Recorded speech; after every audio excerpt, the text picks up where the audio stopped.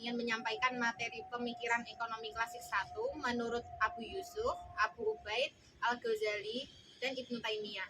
Sebelumnya, perkenalan lebih dahulu, saya Ratna Mufidah, NIM 2450240015. Saya Arin Husnaya, NIM 2450240017. Saya Danis Pramana, NIM 2450220111. Cekirat. Pemikiran Ekonomi Islam Abu Yusuf. Abu Yusuf bernama lengkap Yakub bin Ibrahim bin Habib, lahir di Kufah pada 113 Hijriah dan meninggal di Baghdad pada 182 Hijriah. Ia memiliki koneksi dengan sahabat Rasulullah. Sejak kecil ia tertarik pada ilmu pengetahuan. Abu Yusuf belajar dari banyak ulama, lalu bersama Muhammad bin Al-Hasan Al-Syaibani menyebarkan mazhab Hanafi. Ia dihormati dan diangkat sebagai ketua Mahkamah Agung oleh Khalifah Harun ar-Rasyid. Selain mengajar, ia juga menulis banyak karya penting. Salah satu karya Abu Yusuf yang sangat penting adalah kitab Al-Kharaj. Kitab ini bukanlah yang pertama membahas Al-Kharaj. Sejarawan Muslim sepakat bahwa penulis pertama tentang tema ini adalah Muawiyah bin Ubaidillah bin Yasar, seorang Yahudi yang memeluk Islam dan menjadi sekretaris Khalifah Abu Abdillah Muhammad bin Mahdi Al-Mahdi. Beberapa pokok pikiran ekonomi Abu Yusuf ini dapat dikemukakan sebagai berikut, yaitu pengeluaran negara dan distribusi pendapatan, yang kedua pajak tanah, yang ketiga administrasi pajak tanah, dan yang ketiga pajak atas produk yang dihasilkan, yang keempat zakat, kelima jizyah, dan yang terakhir iuran lain. Selanjutnya yang kedua, pemikiran Abu Ubaid. Abu Ubaid bernama lengkap Al-Qasim bin Salam bin Miskin bin Zaid Al-Harawi Al-Zadi Al-Baghdadi.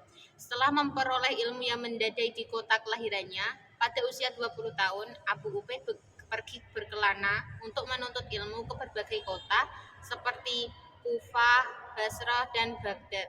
Ilmu-ilmu yang dipelajarinya antara lain mencakup ilmu tata bahasa Arab, qiraat, tafsir, hadis, dan fikih. Setelah itu, penulis kitab Al-Amwal ini tinggal di Baghdad selama 10 tahun. Dalam sebuah karya hampir 3 kali ukuran kitab Al-Kharaj karya Abu Yusuf, Abu Ubaid menulis kitab Al-Amwal. Pertama, tidak fokus pada satu jenis kekayaan, melainkan mencakup semua jenis yang dapat dihasilkan dari pertanian, perdagangan, atau sumber lain. Dalam arti bahwa buku ini lebih komprehensif dalam memadukan ekonomi makro dan mikro dibandingkan karya-karya sebelumnya.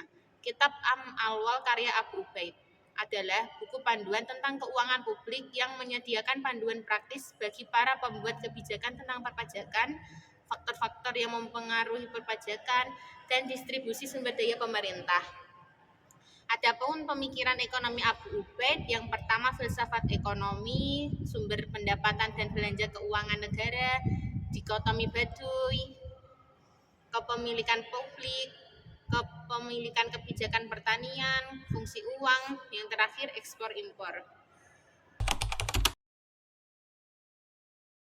Yang ketiga, pemikiran Al-Ghazali. Nama lengkap Al-Ghazali adalah Abu Hamid Muhammad bin Muhammad Al-Tusi Al-Ghazali. Ia lahir pada 450 Hijriah di Damaskus, Khurasan, Persia. Al-Ghazali belajar dari beberapa guru dan mengajar di Fakultas Nizamiyah di Baghdad pada 1991 Masehi sebelum kembali ke Nishapur dan Tus hingga wafatnya pada 1111 Masehi. Al-Ghazali adalah ilmuwan dan penulis yang produktif, menarik perhatian banyak orang dari kalangan muslim dan non-muslim. Pemikiran barat abad pertengahan seperti Raymond Martin dan Thomas Aquinas dipengaruhi oleh pemikirannya. Ia menghasilkan sekitar 300 karya, tetapi hanya 84 yang tersisa, termasuk Ihya Ulum al-Din dan Tahafut al-Falasiyah. Karyanya mencakup berbagai disiplin ilmu. Secara umum, pemikiran ekonomi Al-Ghazali didasarkan pada pendekatan tasawuf sebagai corak utama pemikiran ekonomi Al-Ghazali. 1. Filsafat ekonomi meliputi kegiatan ekonomi dan akhirat, kekurangan penghidupan, kebutuhan ekonomi dan non-ekonomi, kekayaan dan kefakiran, berbagi dan pemerataan kekayaan, antara boros dan kikir. Yang kedua, gagasan ekonomi Al-Ghazali meliputi pertukaran dan evolusi pasar, aktivitas hierarki produksi, sistem barter, dan fungsi uang. Yang ketiga, peranan negara dan keuangan publik, kondisi pembangunan ekonomi yang adil, damai, dan stabil, serta keuangan publik. Menurut Al-Ghazali, terdapat larangan riba dijelaskan dalam Quran Surat Al-Baqarah ayat 276 yang berbunyi Bismillahirrahmanirrahim. Yamhaqullahu riba wa yurbis shadaqat wallahu la yuhibbu kulla kaffarin athim, yang artinya Allah musnahkan riba dan menyuburkan sedekah. Allah tidak menyukai orang yang tetap berada dalam kekufuran dan selalu berbuat dosa. Al-Baqarah ayat 276. Ibnu Taimiyah bernama lengkap Taqiyuddin Ahmad bin Abdul Halim, lahir di Haran pada 22 Januari 1263 Masehi. Berasal dari keluarga ulama mazhab Hambali. Sejak muda ia belajar banyak pelajaran dan menjadi yang terbaik. Ia belajar dari 200 guru dan mulai mengajar serta mengeluarkan fatwa pada usia 17 tahun. Meskipun ditawari jabatan, ia menolak agar tidak terikat oleh penguasa. Ia terlibat dalam politik dan sering ditahan, tetapi terus menulis dan mengajar. Ia meninggal dalam tahanan pada 26 September 1328 Masehi. Ibnu Taimiyah menghasilkan sekitar 500 jilid karya di berbagai bidang ilmu, yang banyak diantaranya masih tersedia. Ia dapat menulis 4 buku dalam 1 hari dan malam. Karya-karya tersebut mencakup tafsir, hadis, fikih, akhlak, tasawuf, logika, filsafat, politik, tauhid, dan ekonomi.